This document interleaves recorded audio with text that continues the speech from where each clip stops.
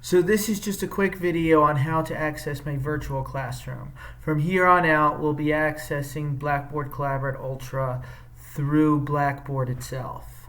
So what you'll have to do is log into Blackboard. You'll use your student's ID number and their password to get in.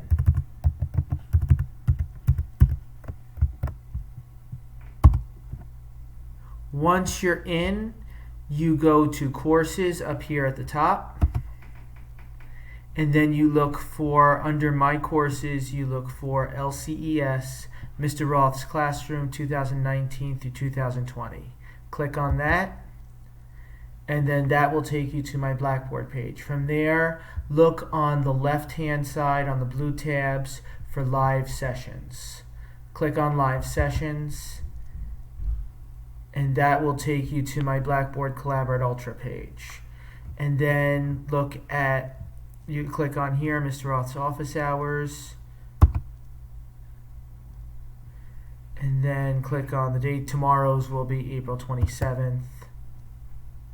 Oh, you won't be able to get in until 15 minutes before the session starts, so that's 12:45. But